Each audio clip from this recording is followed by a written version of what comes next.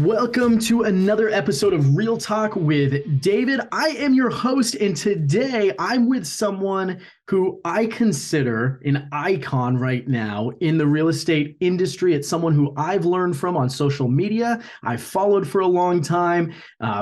Commercial airline pilot to serial entrepreneur to investor. His name is Steven Rozenberg. I'm excited for you to hear his story and for you to learn from him. So, Steven, without further ado, welcome to the show, my man. Thanks, David. Appreciate it, buddy. So, hey, man, take us.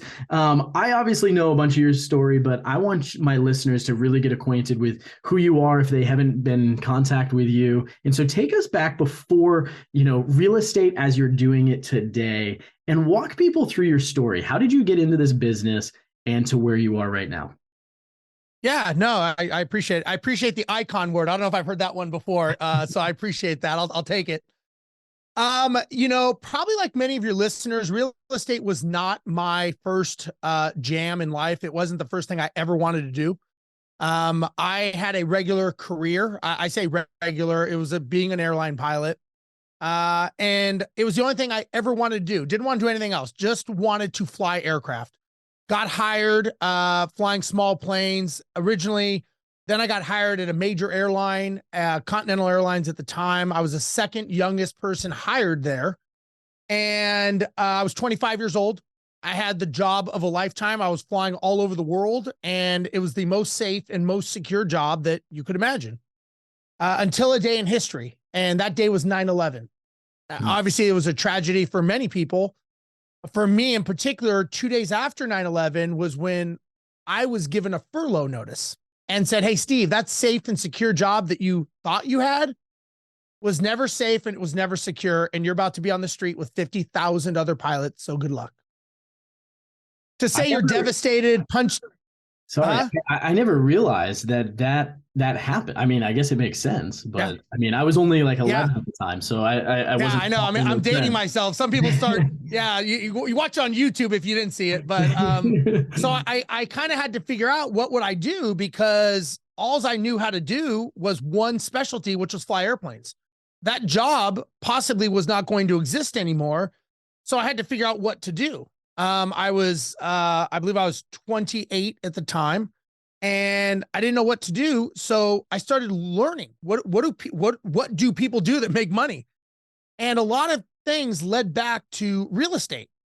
And so I'm like, well, okay, it makes sense. I've learned about real estate a little bit, and I went down that path. I went to that big building with books in it called a library. Had to get a library card and started renting books. And I read a book a week on real estate and I felt like I didn't do it because I wanted to. I did it because I had to, because I was in a race against time. I started learning about wholesaling, flipping, buy and hold, long-term, short-term. And again, there was no YouTube, Facebook. There was no real estate groups. You had to go physically go to a real estate meetup on Saturday to learn about tax sales. And you're like, well, that was a fucking waste of time. So now I got to go to another one. And, you keep going, and it's such a slow pace. I had to do this quickly. So I got a mentor. Mentor taught me how to do some creative real estate transactions of wholesaling. It wasn't called that, but that's essentially what it was.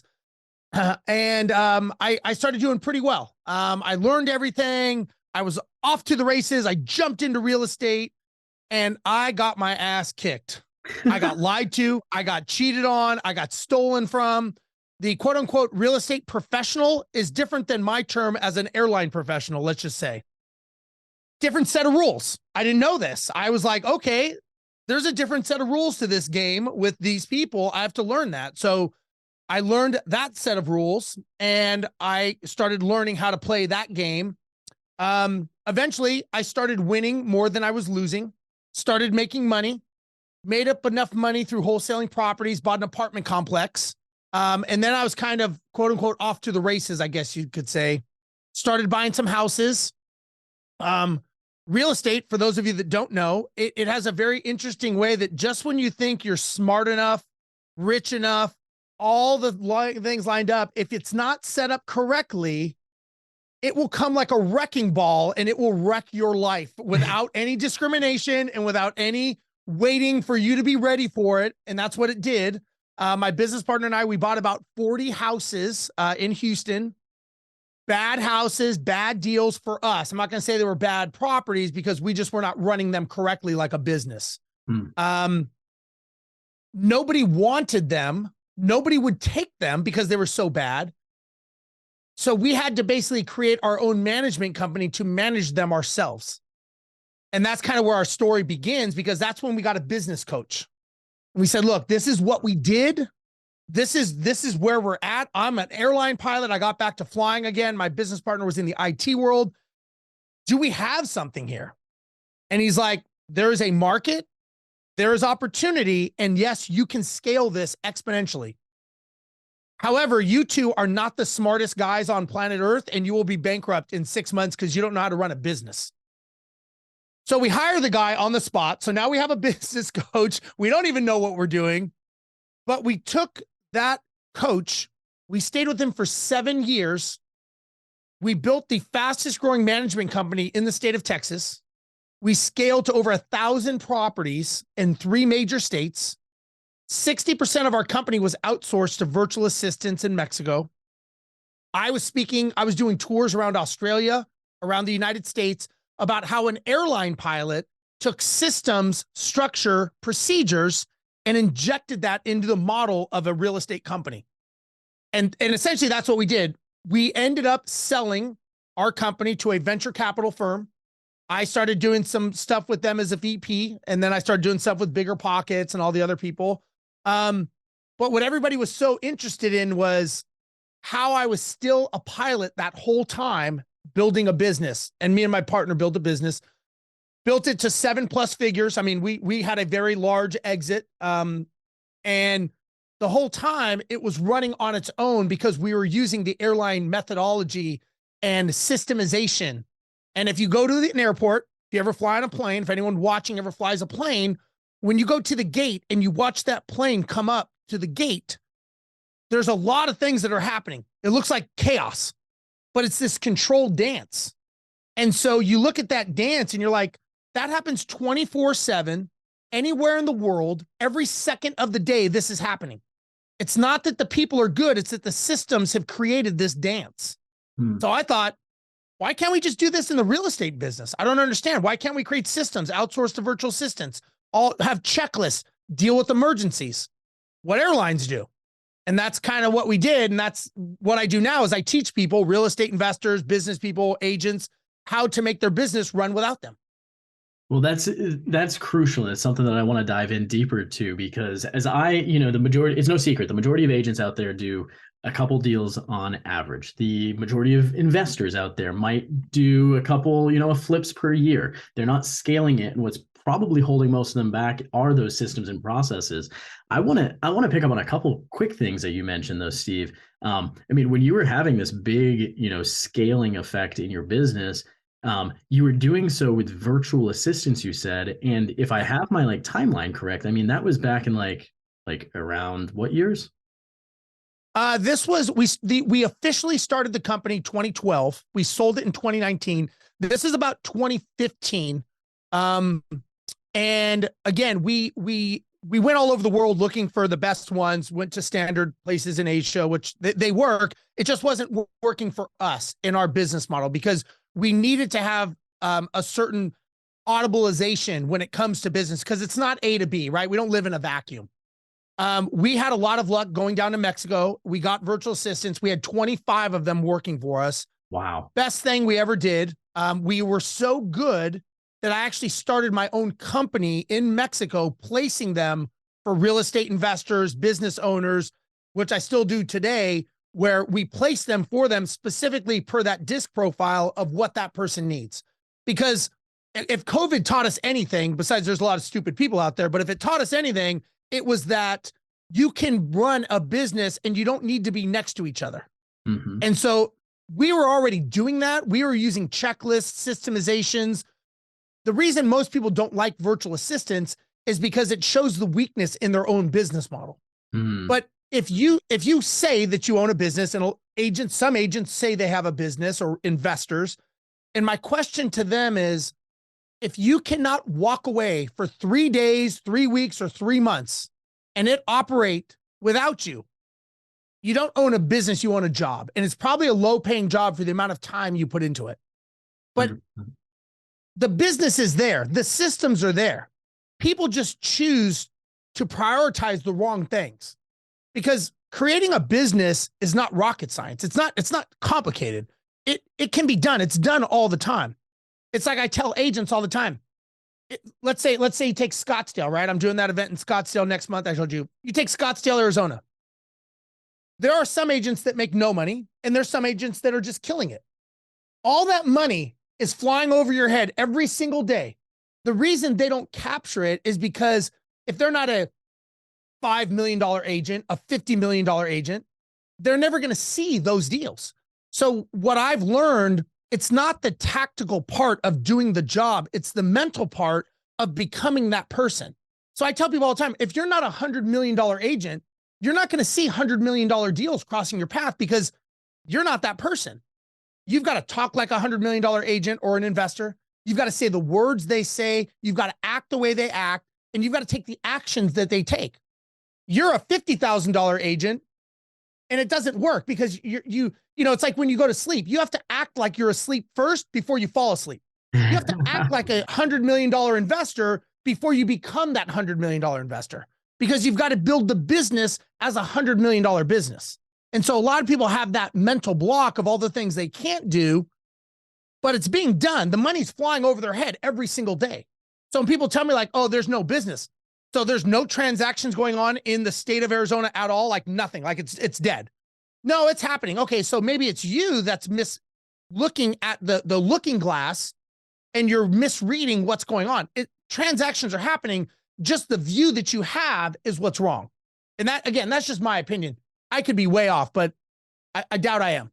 Well, I think that you're probably a pretty good, person to have that opinion. And I couldn't agree with you more, because the deals are happening all around us. And the difference between those who do capture them and those who don't capture them, it boils down to exactly what you said. It's having the mindset of that person, followed by the actions that actually you need to take to get there. And so I want to ask then too, you mentioned that you were with your coach for 7 years. Now, inside of my offices, I mean, agents know that I preach coaching. On this podcast, I preach coaching. You need to have a coach, a quality coach who can help you with the blind spots that you have.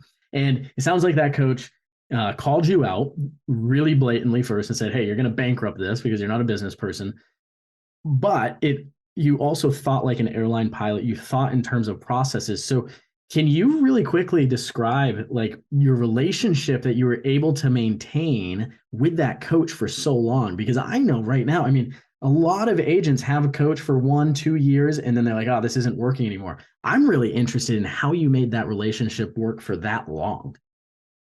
Yeah. And I will tell you, we were probably the ones who challenged him the most. And the reason I know that, I think we just had our heads down. We were like, look, we're paying this guy a lot of money. So whatever he says to do, we're doing. We don't really have a choice. Like, we're paying this guy a lot of money. So that was kind of our perception, of how that was our reality. The reason I know we did so well is it was a franchise. It was called Action Coach. Okay. So it's all over the world. They're in 88 countries. The gentleman who started Action Coach 25 years ago, his name is Brad Sugars. Brad Sugars lives in Las Vegas. He's the founder. My business partner and I were the first people to ever do a deal with Brad Sugars and bring him in as ownership in our business, because he's like, you guys have something. You guys are doing what it takes. We're looking to franchise in Australia and Malaysia with our business model because of the systems. We weren't smart. I don't speak, Malaysian. It's just because the systems, right? And so what we learned was many people make the mistake of identifying, let's just say in real estate, I identify as an investor, or I identify as an agent, or in our case, I identify as a property manager. We identified as business owners. It didn't matter what the business was. The gadget, the widget, product, concept, service, or idea that we sold, that was irrelevant. It was a business, and everything we did was business minded. People would ask us, like, how are you guys doing this? Like, we were bringing in 50, 60 properties a month organically. We know our numbers. We know our marketing strategies, our lead per acquisition, our client acquisition cost, our strategy. And we are always tweaking those numbers.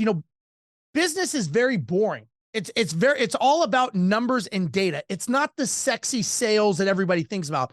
Even sales is boring if you're doing it correctly because it's methodical. There's a whole methodology behind sales. So we became students of business as business owners. And this guy just kept bringing us along, and he would challenge us, and we kept growing and growing and growing. And yes, you're right. Many times people will outgrow a coach. There's no doubt about it. And we probably would have outgrown him had we not sold our business. But we were kind of on a trajectory. Now we had the founder of the whole thing in our corner as an owner. So now we're getting coached by him, and we're getting coached by this guy. So we're kind of getting double coached, and we're getting pushed to look at, you guys got to learn how to do a $20 million presentation deck. And I'm like, I don't even know what that means. Like, I don't even understand say it slower, but we learned, and then we kept learning. And if, the one thing, and I agree with you, coaching, if you take sports, Michael Jordan, right, who I would say is probably the best athlete of all time. He didn't become a professional athlete and then get a coach. He was coached the whole way through to think, hey, you know what, David, I'm not going to get a coach until I become a multi-million-dollar agent. Well, you're never going to become that person because you're never going to get there. Michael Jordan had 5 coaches when he played for the Bulls. You would have think, oh, well, now he's at the Bulls, he doesn't need to be coached. I'll give you an example. Let's talk about role playing and scripting, right? When it comes to sales, I'm a big believer in that.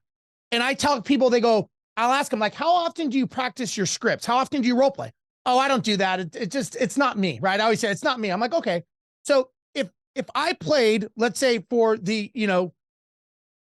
Houston Texans or a team that won, we'll say, and I said, and I was like, hey, look, I don't think I'm going to practice until maybe the game day or just till we get in the playoffs. I'll wait because I'm already a pro.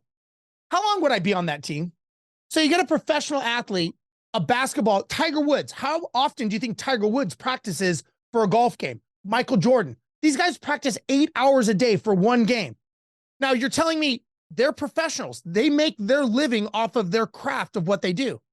But you're telling me you, as a professional agent or professional investor, are telling me that you're a professional, but you don't practice? Do you bring in the same paychecks as Michael Jordan, Tom Brady, Kobe Bryant, Tiger Woods? No, but you're a professional. So and again, I've learned that by being coached. You don't get better. Look, every day you wake up, you make a decision. You are either going to be better than yesterday or you're going to be worse. Those are your 2 choices. And if you don't make a choice, you've made a choice, and it's not to be better. And coaching has taught me that. I think that as people, as entrepreneurs, we don't go to a destination. Destination is the day we die. I think that we are on a journey.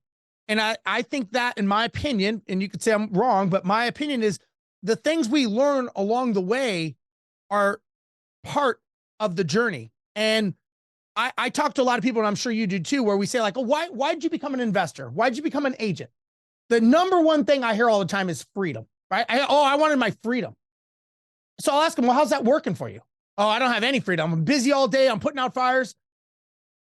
I think that we're selling ourselves short when we say that, because number one, we are either running towards something or we are running away from something we don't want. And normally people who quit their careers or their jobs and take on a life of an agent or an investor, they're running away from a life that they don't want, but they don't know what they're running to. So if I were to get into an airplane with you and I was like, hey, David, let's go fly today. I've never flown this plane. I'm not even sure. I don't know if we have enough fuel to get to Hawaii, Rio de Janeiro, maybe London. Let's just get up and kind of see how it goes. We'll feel it out. I don't even know what the weather is, and let's go. Well, you probably wouldn't get in the plane with me, or you shouldn't. Not a chance. But how many people start a business? They don't have a destination. They don't have a plan. They don't have metrics. They don't have systems. And then they're shocked when it fails. I'm like, how in the world would you be shocked? This is why planes don't crash, or don't crash very often, because we have flight plans, we have destinations, we have routing, we have systems and structure. In the airline industry, you asked me about creating systems. There are 12,000 pilots, and I still fly a Boeing 777 aircraft for a major airline. Not because I have to, but because I enjoy it. I get to fly a $250 million airplane 3 times a month. Why? Who wouldn't want to do that, right? It's something I want to do as a little kid. But here's the thing. There's 15,000 pilots that work at this company. If I get into the cockpit with another pilot, I know they're trained. I don't need to ask them. The systems will protect our mistakes, and our training brings us up to a certain proficiency. So when I talk to real estate professionals, they don't do any training and they have no systems, and then they wonder, and they've got no destination. And so one of the things when I coach people, one of the first things I ask them is, what's the sale date of the business? What's the date the business is a saleable asset? And then they're like, oh, Steve, I'm not going to sell my business, blah, blah, blah. All this bullshit, stupid stuff they tell me. I'm like, look, it's not to sell it. It's when it is a saleable asset, it means it's running without your involvement. So the more important you are in your business, the less valuable it is. And if you don't give me a date, which is a day, a month, and a year, it goes into the someday file, which we know never comes. So that's like getting in your car and just driving. And you're like, where are we going? I don't know. It's like, well, eventually we're going to run out of gas and we're going to die in the desert if we don't figure this out soon. And how many business people start a business? They're running away from a life they don't want. They don't know where they're going. They don't have a destination. And they die in the highway. And they're wondering why it failed. To me, I've learned being an entrepreneur and being trained, it's a recipe. There's a recipe for success and there's a recipe for failure. If you bake a cake, you don't put the frosting on first and then put it in the oven. There's a recipe. Why not just follow the recipe of people that have been successful to go, look, why you could do that, but it's not going to work. You're sitting backwards in the airplane. You're not going to be able to take off. What are you doing? It's the same thing when people do it in business. To some people, it's obvious. To other people, they've got to crash at the end of the runway and figure it out after the crash. That's my story. I love it. And there's just so much good stuff. And I think there's just an arrogance to us to think that we can do it differently. If we don't need the systems, we don't need the process, we don't have to follow that. We're more creative. We always tell ourselves a story about why we're different, why our business plan has to look a different way. And I think that really what I've learned, in my career is simply that, that is the difference between arrogance and humility. And running a successful business a lot of times just takes the humility to say, guess what? I don't have all the answers. And we think that something that stuck with me, and it's going to stick with me for a long time, Steve, is the more important that we are in our business, the less of a business or the less valuable our business is.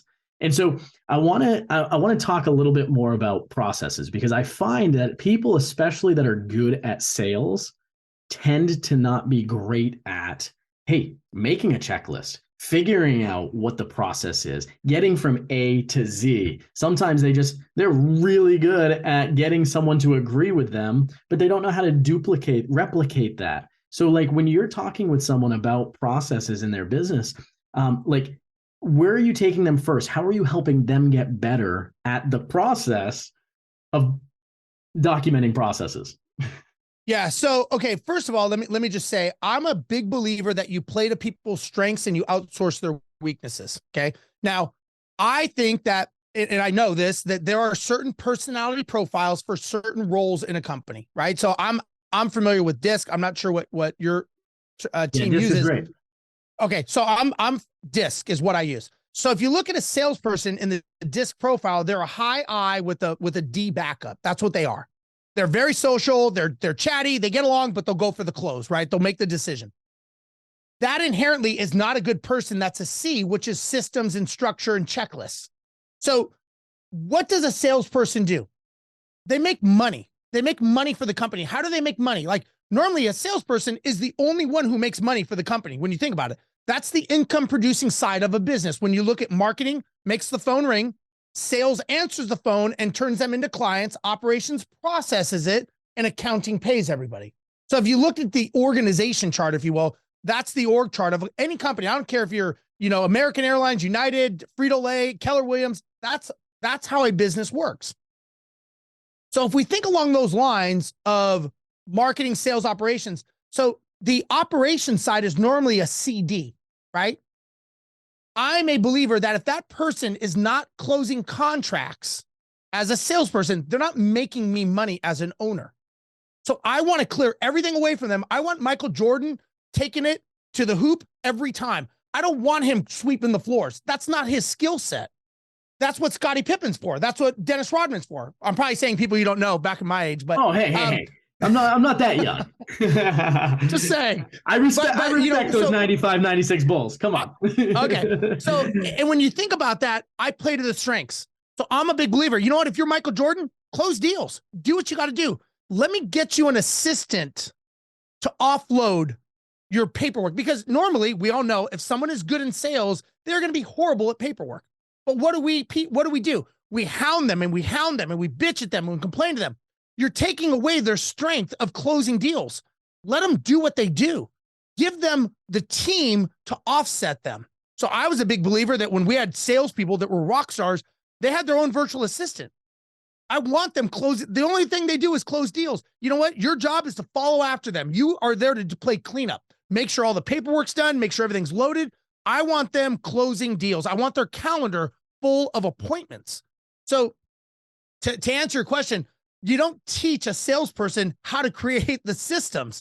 And again, when it goes to a business, even if you're an agent and you don't think you're a business, you are. You've got marketing, you've got sales, you've got operations, you have accounting. Now, some of those may be subbed out by the mother company, but it's still your responsibility to make sure those are done. And in my opinion, even if it's outsourced, there has to be some accountability. How many times did the phone ring? Your phone, internet, whatever. How many times? How many times was it answered? What's the conversion rate? What's the handover rate from here to here? What's the velocity of contract to close? These are all things that we can measure, but it doesn't have to be measured by the salesperson. See, we've got to step out. In my mind, we have to step out of being the operator to being the owner. When you're the operator, you're the pilot. You can get furloughed. I'm a great job as a pilot as long as I have a plane to fly. But when I own the system and I own the airline, nobody can fire me. So people need to learn, in my humble opinion, to focus on working on the business to create the systems, not in the business. And a lot of people are like, well, I don't have time. I do a time study with people, and I do a 2-week time study. And I find normally they're only about 25% effective as they think they are. And it's them inputting it, not me. And I'm like, this is your problem. You're so busy being busy. You're so busy being reactive. If you were to take your time and work on your business a minimum of 4 hours a week, right? I don't care if it's 4 hours on Saturday, 30 minutes a day. I don't care. But if you block that time to work on the systems and on the structure of your business, you will be exponentially ahead of everyone else. And so again, it's sometimes it's that slowing down to speed up. But we don't do that because we're always putting out fires. I've got a real estate investing couple that I'm coaching right now, and the wife she's always working. And I'm like, here's the deal. At 7 p.m., you are putting your phone down and you're shutting it down. And you're going to text me that you're shutting your phone off at that moment. And what happens is when you are reactive, when you live a reactive life and you're constantly putting out fires, you are training the people around you that basically you will fix and solve the problems. So you're training them. You're like, oh my God, everybody calls me with their problems. It's like, well, you kind of trained them that way. So congratulations, you got exactly what you wanted. And so I tell them, like, there's no such thing as an emergency. No deal falls apart. Nothing goes. It's the mental thing that we go through. So I'm like, just don't allow that in your head. You've got to learn to run a proactive life, to run a proactive business. People think that you walk through this looking glass like, oh, when I do this, when that happens. The reality is as the business grows, it doesn't get easier. It actually gets harder. You have to constantly be getting better because it's the law of the lid. Your business will only grow to your ability to scale. And the biggest problem with people that are trying to grow their business, whether they're a realtor, they're an investor, it doesn't matter. They are the reason that they don't scale. They are the problem. And I tell people all the time, I've been flown out to Australia to work with franchises. And I tell these guys to their face, I'm like, you need to be fired. Like, you are the problem. If it was up to me, I would fire you right now because you suck as a leader. You're not a good leader. You're leading these people right into the ground. And so that's a lack of responsibility because you're being selfish and you're letting your ego and your pride get in the way of the greater thing of the business you're trying to build. All right, listen back to the last 5 minutes. Super good. Sorry. It's really good. And I'm picking up on so many of the things that you're saying. And I want to ask this, like, are you a proponent then of outsourcing your weaknesses as quickly as possible? Do you have a sort of like guideline by which, when the business has this amount of capital, then we're outsourcing and making this higher? How do you think about hiring new people? Because a lot of people that listen to this podcast, Steve, are solopreneurs. They understand they have weaknesses, but they're afraid to go out and make that first hire. So again, a lot of this is in our minds, right? We catastrophize things in our head when it's not a reality. If I told you, David, I could give you back 40 hours every week of your life, give you back that wedge of time every single week, 40 hours, 160 hours a month that you would have back, and it cost you a couple $100, would you do it? Yeah.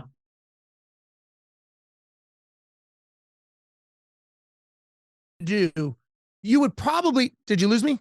I lost you for a second. We're back. Oh, yes. Okay. I would totally do that. So who wouldn't, right? If it was free, would you do it? The answer is yes. Okay. So if it costs you a couple $100, but the thing is what would you be doing with that extra 160 hours a month that now is freed up? You could just say, hey, I want to spend time with my family. I don't want to do anything. I want to enjoy my life. That's why I started a business. I want to do what I want to do. Okay. So the first question is could you use an extra 40 hours a week? I think everybody would say yes. The challenge is we don't know what to do with them because we have to create the systems to give them. A lot of times people do what's called leading through abdication. And what I mean by that is they just dump it on that person and they just run and hide and hope that they get it. That's not the way that you grow a business. When you get a virtual assistant, I say virtual assistant, it could be a person. I'm a big believer. First, you systemize it, you automate it, and you outsource it. So you look at your structure of your business. As a business owner, these are the things you want to do. When people tell me that they're a solopreneur, I tell you that's who you identify with because that's what you're allowing in your head. You could say, I'm a $100 million company. It's just not in the bank yet. But you're going to start acting like a $100 million CEO. But if you say, I'm just a solopreneur, I'm going to go, yeah, you are. There's nothing I can do to help you because you've just told me your limit. Now, you get a VA, right? Let's just say a VA. VAs are $6 an hour, $7 an hour, whatever. $250 a month or a week. So for $1,000 a month, you just gained 160 hours of your life back. My question is what would you do with that? Everybody knows, like, everybody always tells me, they're like, well, what would a VA do? I've got a better question. What would you do with 160 hours of free time? Why are you worried about the VA? You give the VA tasks, they're going to do their job much better than you because they're sitting at a desk and they're doing these tasks over and over again. Pulling comps, writing contracts, answering emails, phone calls. We had 25 of them. Imagine how much staff time we bought back because we didn't have to outsource it.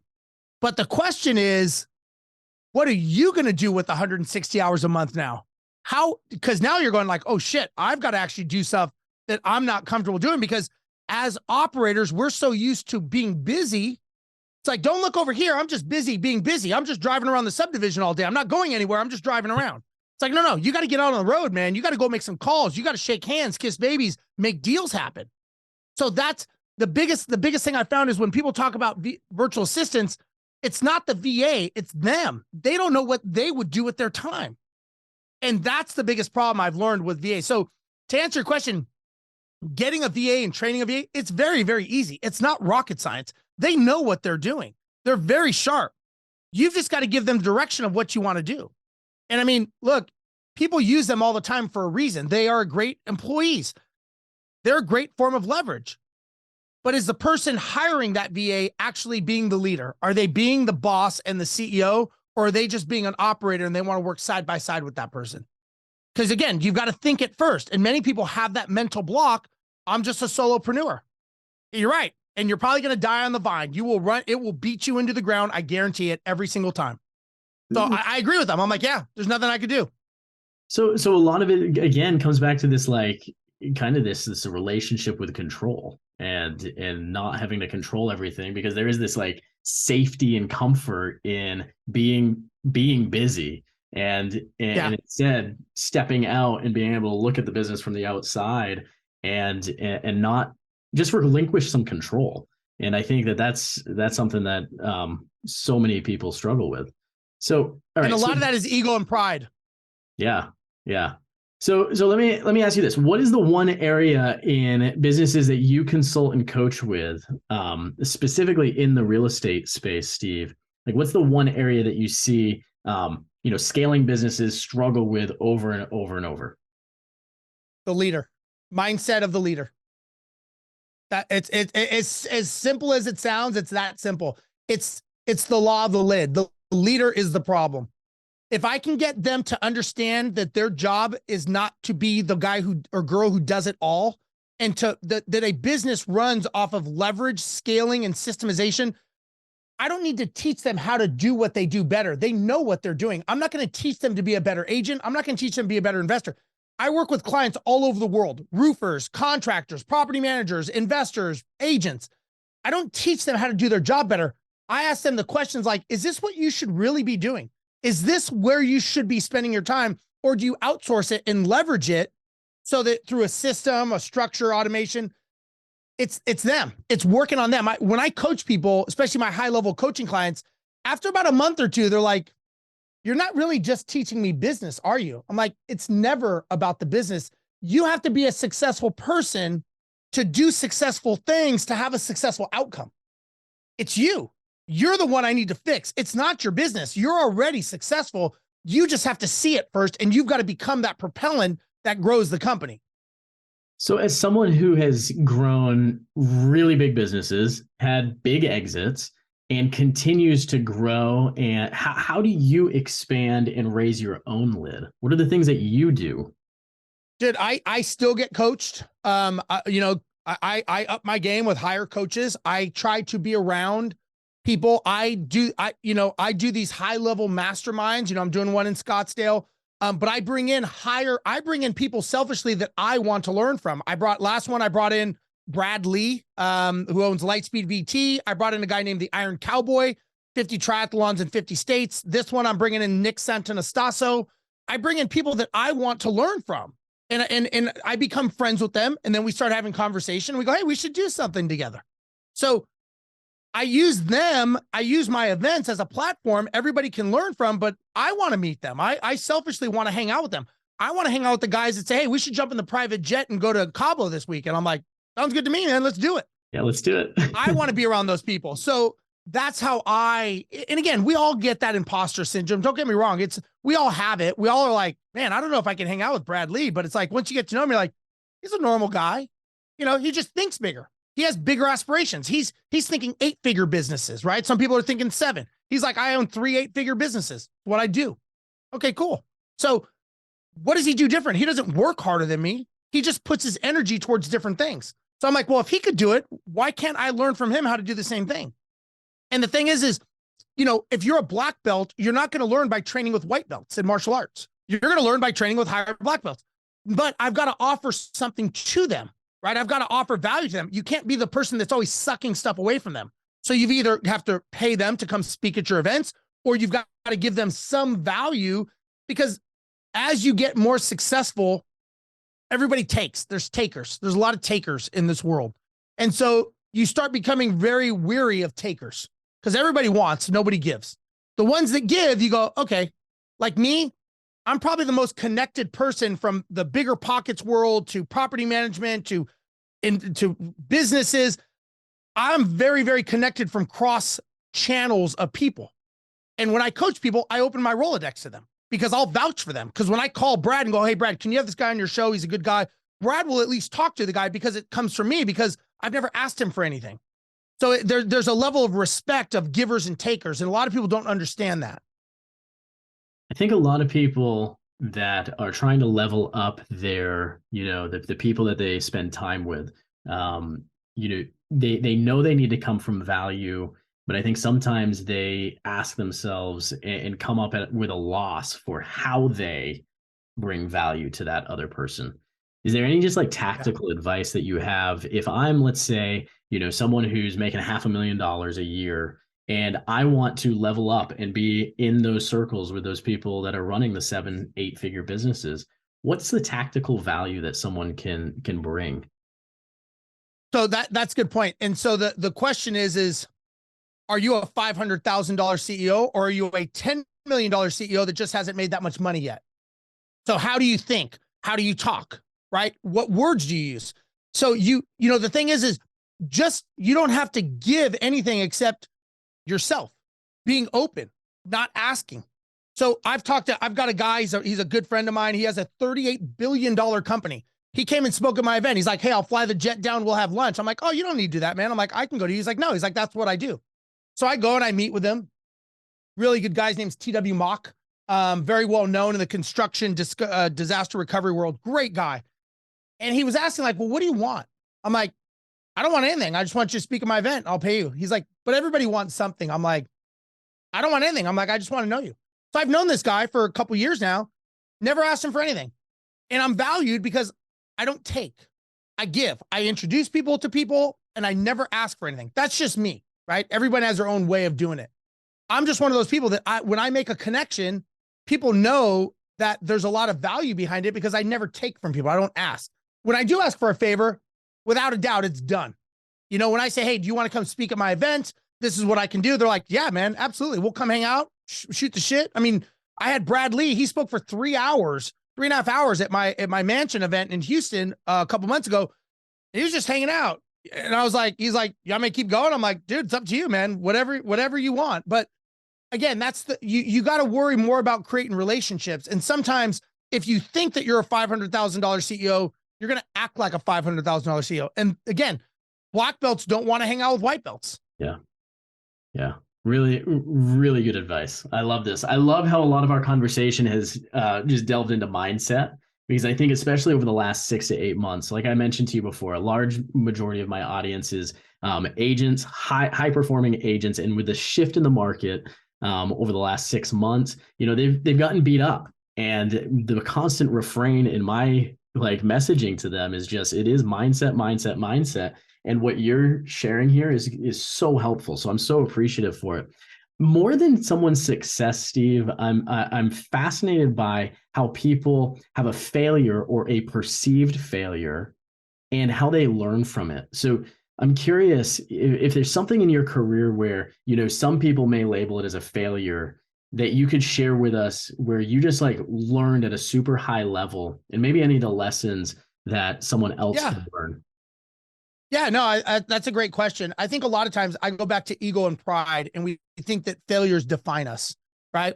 And as a kid, you, myself included, I'm guessing you learned how to ride a bicycle. Well, when you learned to ride a bicycle, you fell over. You got up, rode a little bit more, fell over. You started doing it till you didn't fall over as much anymore. Now, had you never gotten up again, you would be a failure at riding a bicycle, but you just failed. But you didn't think about it. You didn't be like, if you were learning to walk and you fell down and your parents weren't like, man, you're a fucking loser, man. You're never going to get this. Like, you're a failure. No, it's like, get up. You got it. You can do this. So here's my question to people. Why is it when we're kids, we're told we can do whatever we want? We can become as successful we want to be. We want to be an astronaut. We want to be a president. We want to, whatever, an Olympic athlete. We can do it. You can do anything you put your mind to. Where does that changeover happen that when you become an adult and say, I want to go into real estate, they go, oh, why do you want to do that? You're going to fail. So where did that happen? I don't know where that happened. So what happens is that's stuck in our mind. And when I talk to people, everybody focuses on what could happen. And whenever they think of what could happen, what do? We go to what could go wrong. And so when I talk to people, I'm like, okay, like I coach people in real estate and they want to get private money. And I'm like, well, what's your fear of private money? And they're like, well, what if I lose the person's money? I'm like, well, what if you lose a bank's money? You're okay with that? Because if you are, that means you're unethical. Why would you be okay? Like losing money, creating a business to lose money is an ethical issue, in my opinion. And they're like, no, I'm not, you know, they got some stupid story, but I'm like, okay, but you got into this business to make money, right? They're like, yeah. I'm like, so there is a chance at some level that you'll be successful at this, right? I mean, that's why you're doing it. Like, yeah, I'm like, why don't we go with those odds? Why don't we focus on what could go right? We know what could go wrong. You could go bankrupt. You could lose everything you own. I get that. but you're also doing this on the odds that things are going to go right. So we have in our mind, we have what's called a reticular activating system. It's called a RAS. It's our filter. And in our filter, we focus on what our brains say. You probably know about this, I'm sure. So we have a filter. And so if you say, you know, if you're golfing and you're like, don't miss a putt, don't miss a putt, don't miss a putt, and then you miss a putt, what's the first thing you say? I knew I was going to do that. Okay. So when people say like, don't lose my money, don't lose the money, don't lose the money, don't lose the deal, don't lose the deal. And all of a sudden they lose the deal, they go, I knew that was going to happen. You talked it. Your brain doesn't know the words don't. It doesn't know those tricks. The thing is why not focus on what could go right? And so a lot of times the reason we don't do that is because we know deep down that we've been told you're going to fail. Why would you do that? Why would you want to get into real estate? You know how many agents are out there? You know how many investors are losing money? This is the worst time. But there are people that are succeeding. Why not just look at what they're doing? I guarantee you, everyone who's successful, myself and you included, have had failures. I have failed bigger than most people have succeeded. And when one of my mentors, as we're growing the business, I said, what's the key to just keep going? He goes, you know what? He goes, Steve, he said, fail fast, fail often, and get right back up and hit it again. He goes, don't even flinch. So we did. First couple times we had some failures, we're like, ooh, man. But then we realized nothing really happened. Like nobody cared that we failed. Our own ego and our own pride is what we cared more about. So we kept failing and got up and we're like, okay, won't do that. And next thing you know, we're failing bigger, but our wins are bigger. And all of a sudden we're like, we don't give a shit. Like throw it on the table. Let's run it. Run it. Hey, it worked or it didn't work. It didn't work. No problem. Let's retool it. Let's do it again. So we learned just to fail faster every time. And I think that was something that was a huge lesson for us. I love that. Gary Keller says it all the time. Fail fast, fail often, fail forward is the only like slight nuance. Absolutely, man. Changes. And if we can get comfortable with failure is a moment in time, like it does not define you and your identity, and you get back up. That's the difference between, true success, those who make it and those who don't make it. And so I want to be respectful of your time. You've brought so much value in the time together. I want to transition us into the last segment of my show, which is 3, 2, 1 action. It's the same 3 questions I've asked every single guest since this podcast got started. So question number 1 is, who has been most influential on your business and why? Oh,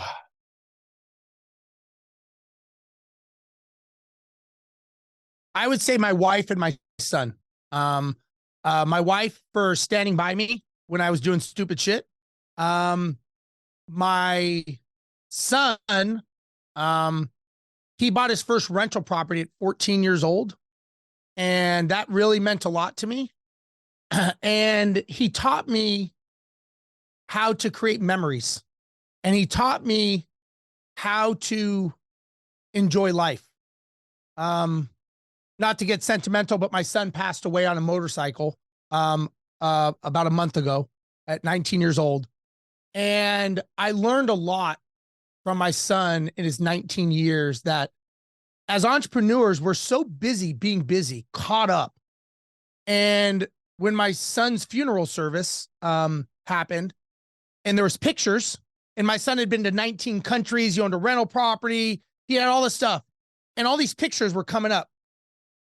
And I tell people, not one picture had my bank account. Not one picture had all the businesses that I've helped or investors or entrepreneurs that I've helped. The only thing that was there was the memories of me and my family. And so luckily, my businesses gave me the freedom to buy memories. And those memories are the most impactful thing. Because at the end of the day, when you're at a funeral, especially for your son, none of that matters. And so I've learned that my wife standing by me, number 1, and number 2, making sure that you're creating memories. And I'm so glad that I did not turn this into a dark situation. But it was very, very important to me to look at that and go, I created memories with my son. And that's the only thing I have now. How much money I have in the bank, how many businesses I help. If I can help business owners create memories, that's what I'd like to do. Because at the end of the day, nobody cares how much money you make at a funeral. Nobody cares how successful you are. Nobody talked about that. All they talked about was memories. And so to me, that's why it's important to me. Yeah. Well, I appreciate you going there, Steve. And If you guys haven't, definitely, I want you to go to Steve's Instagram and the things that you post about your son, Live Like Jet, really impactful. Yeah. And Thank you. and I think it all correlates back to what we talked about even at the beginning. A lot of people get into real estate for quote unquote freedom, and but you don't really own a business unless you can walk away from it. And like being able to see and understand that connection and correlation between systems and processes and checklists, owning a true business that you can walk away from to create those memories. If I hear another realtor, for instance, say like, I'm going to die showing a house, I'm going to lose my mind, because to me, it's just like, that does not make it doesn't make any sense. No, we want to be in real estate to create freedom, to create memories, because at the end of the day, like you just said, it's all that matters. So it's all that matters, man. It's all that matters. Question number 2 is, what book has been most influential on your business and why? For me, I would say it was 10X from Grant Cardone. Grant Cardone is a polarizing person, and now he's even more polarizing, I guess. But like him, love him, or hate him, the guy is a salesperson and he grinds. He doesn't need to be out there doing what he's doing, but he's out there. And that book 10X taught me to really think bigger and understand that there's much more out there than we're digging into. There's 10 times more out there than you think. And it really made me look at a much bigger picture and playing bigger. You can infer anything you want out of being reckless or this. I didn't take that out of it. I just took the thinking bigger and thinking faster and on a much larger scale. So for me, that was very helpful. I love it. Great book. And we'll link it up in the show notes. The third and final question, Steve, I'm all about action, right? Like, ideas are a dime a dozen. Taking action on what you hear, what you consume in content is all that matters. And so if there was one thing that you could challenge my listeners with to go out and take action on immediately to move the needle forward in their business, what would it be? Easy. Decide your end date of your business. Come up with the date, sit down with your family and say, what date does this actually become a business that runs without us, without me? Pick a date, a day, month, year, send it to me on social media. I don't care what you do, send it to you. Create that date, because that's your freedom date. That's the date you're going to be able to create your memories. So that's the memory date. So I'll give you 2. That's the first one. Create that end date, right? It's like going in the car. You're getting in the car for a reason. That's the first thing. The second thing I will tell you, based on my loss, and I've had so many people, thousands of people reach out to me, and thank you for everyone. I would say go to the bank and create a memory bank account. And every year, sit down with your family and decide what memories you want to buy during that year. Because that's what we're doing. We're buying memories, whether it's dinner in Greece, African safari, Rolling Stones, you're buying that memory. Decide what memories you want to buy, figure out what that costs, and start pulling that money automatically from your revenue into that bank account to buy those memories. If you don't have enough money, then you're doing something wrong in life. Like you're missing the whole point of why you're doing this. If you say like, I don't have the money, well, then you need to reevaluate your life, because you're doing something wrong. If you can't create the memories, you're doing something wrong. A memory could be driving down the coast. It could be just going to the beach. It doesn't have to be this extravagant, but determine what those memories are and create a bank account that you're going to pull the money away to actually do it. That would be what I would suggest. Super good. All right, Steve, people are going to want to connect with you on social media, find more of your content, read all the content that you've put out there. And you've also mentioned that you have a mastermind coming up here locally as well. So where can people connect with you? And can you tell us a little bit more about the Next Mansion Mastermind? Yeah, so they can go on any of the social media channels. Instagram is Rozenberg Steve. It's Rozenberg Steve. That's it. So for all the fake accounts, it's just that one. That are out there. You haven't paid for the blue check mark yet? I haven't. Apparently I need to, because I'm getting a lot of them. So form of flattery, I look at it as. That I'm on Instagram. I got Facebook. I got Twitter, TikTok, all the standard ones. You can look, if you Google me, you'll find me. Also, if you go to my website, steverozenberg.com, it's ROZENBERG.com. You can find all the information about my events and what I do. The event I'm doing is May 2nd through the 5th. In Scottsdale, It's a mansion mastermind. It's 4 days of deep dive, breaking down you and breaking down what you do in your business. Doesn't matter what your business is. It's all the same. And we rebuild it with a plan of action. After that, you actually walk out with a blueprint, and I offer 1 year of unlimited coaching by me. So you actually get me for a year, unlimited text, phone, email. It's a very small select group. I bring in, like I said, I'm bringing in a guy, Nick Santanastasso, who's very famous. Yeah. I'm bringing in a gentleman named Ryan Zofe. He has 9 rehabilitation clinics that's doing about $120 million a year with 400 employees. And he came from needing a rehab clinic. Great guy, just a guy that knows how to scale businesses. I'm bringing in a systems and procedures expert. I've got a lot of real estate people. I've got some agents that are coming. It's sometimes it's good to get out of your norm and into something like this so that you can learn how to grow and scale. So it's something that you should get out of your normal routine. I'm not saying there's anything wrong, but I'm probably nothing like you've ever met. If you spend 4 days with me, I guarantee you your life would be, I mean, we've been on for what, an hour. Imagine 4 days and then a year of unlimited time with me. What I do is I change people's lives, and I don't do it because I need to. I do it because I have a skill, and I think it's important that if we have a skill set, it's more of an obligation to help people if I can, and that's why I do it. Absolutely love it. Make sure you connect with Steve on social media, go to his website and find more information. And yeah, I can't imagine 4 full days of you, let alone a year. It's a lot, man. It's a lot. Yeah, well, it is 100%. Dude, I wasn't flattering you when I said you're someone who I've followed, who I've consumed a ton of articles, forum posts on Bigger Pockets, all those things back from when I started to get into real estate 5 years ago. And so to be able to interview has been a pleasure. I really appreciate it. And thank you for investing time with my audience. Thank you. Appreciate you guys having me. And I hope everyone has ultimate success that they desire. Awesome. Guys, this has been another episode of Real Talk with David. As I always say, go play all in.